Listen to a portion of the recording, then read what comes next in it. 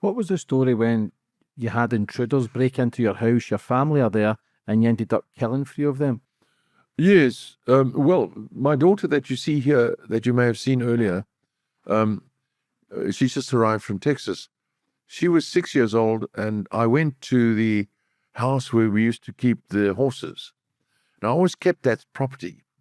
And I turned the stables on that property into little rooms, or a local restaurant asked me if they could turn them into the sort of rooms for their staff. So I said, okay. So apart from that, it was 12 acres, you see. So the property had two houses on it. So I was painting out the one house. So I had no tenants in it. And I decided that I would go and check out the paintwork. We were in Pretoria, and this place was in Sandton near Johannesburg. And I went over and took Ali Alexandra with me. She was 6 years old.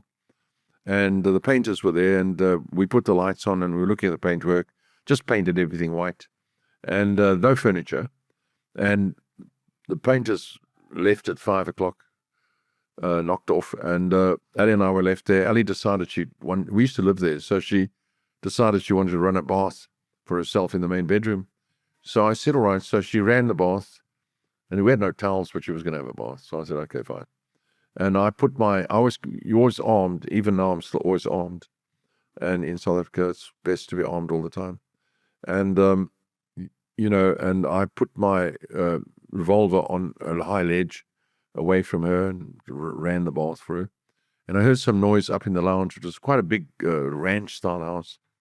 And I went up to the lounge, and in the lounge were, my memory is not entirely sure, but about 7 or 8 black men. And the lights were all on because we'd had all the lights on to look at the paintwork, you see. So that helped a little bit. And it was about 5:30, going on for mid-season. And I saw them there, and the one in front had a jacket on and tie. So, I wouldn't say he looked a little smarter than the rest. And so I looked at him and said, can I help you? At that point, I was trying to figure, we had an electric fence already around the entire property. How did you get through the electric fence? It was in my mind. And he brought his left arm up, and I presumed he wanted to shake hands. He had a black jacket on, and a black jacket, and I saw this arm come up. But then I saw the sparks come from his hand. And he had fired a weapon at me with his left hand, more or less from the hip. And I probably ducked or dived or did something. And for whatever reason, I did 20 years, I did karate. So, I have reactions, so I can react quite quickly. Anyway, I must have reacted. And the bullet went past me into a full glass door, which came crashing down. And then I realized I ran down the passage to get my gun. And as I went into the bathroom, grabbed my gun. And as I came down the passage, I took out the guy with the tie, the one who shot at me through the head. And then that bullet went into the chap behind him as well. It broke up, and then the pieces went into the chap behind him.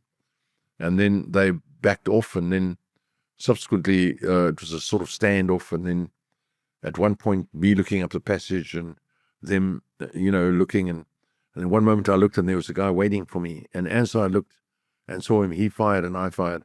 And I saw my bullet go in, because you stand right behind the bullet. And I saw his bullet go into his hip.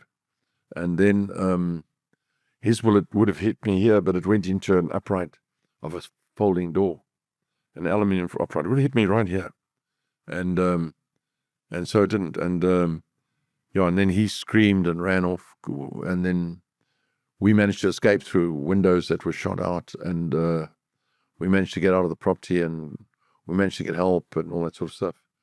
And when we came back, there it was. And 3 of them were dead. That's pretty gangster, to be fair. As a man, you should be doing anything to protect your family. Like, that's the right thing to do. They're in the wrong. Well, if I hadn't done that, Ali would have, I would have just been killed outright. Ali, they would have turned into Muti, they've eaten her, Hannibals? Well, they don't eat, they use the child for Muti. That means if you eat her finger or something, then you have luck for life. You must have heard of that, surely. Like surely. satanic stuff, like is that witchcraft? Well, you go back in time, the Vikings and all the people before that, the different ages in which we live, So what would have happened if The police said to me that if they had killed her, they would have used her for muti. Muti. It's medicine. Witchcraft. I'm surely you've heard of that. Yeah. So she would have been her head would have been dangling from a taxi mirror, They boil the head until it's shrunk. They hang it from a taxi mirror. Yeah, it's fucking crazy. That's No, fucking well, crazy. Join the world. Yeah. Please join the bus. How do you deal with that after something like that? We just, as a man, just kind of deal with it, or do you get nightmares? A few days later, the police, the place was looked like, a 44-gallon drum of blood had been poured into the lounge.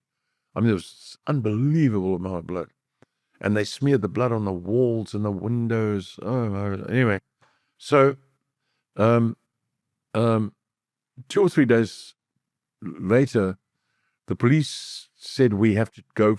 I must take myself and my daughter for counseling. You understand? Mm-hmm. So we went to this counseling thing, and there was a woman there in this room for children with Disney characters painted and so on, and toys. And anyway, so we sat down in front of this woman, and the woman said to Ellie in Afrikaans, South African Dutch, she said, how do you feel about the shooting of the other night? And then Ellie said, no, fine. And then the woman said, how's that? And he said, well, my dad won, That's a good answer. So my dad won, So then the woman said, well, she doesn't really need counseling.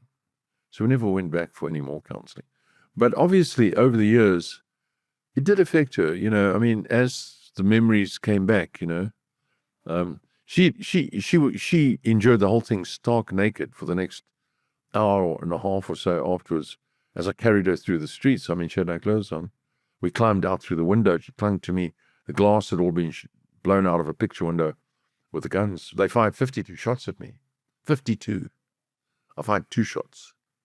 And so we were able to get out of that window without getting cut by the glass, luckily. And then, she was naked until I could get help. I mean, she just clung to me, 6 years old, naked.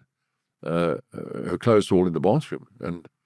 And she was very good. She didn't cry or scream or anything. And when we managed to get out into the, let's say, the garden and away from the house, I was able to say to her, just keep quiet, don't say anything. Just lie flat, And to give you an idea of the sort of situation those days, when the police did come, they put on full body armor before they went into the house. Full body armor. In other words, full body armor. So that they would not be able to take a shot from the front. I mean, they would be able to take a shot from the front, no matter what. So when the police went in, they went in with dogs and full body armor.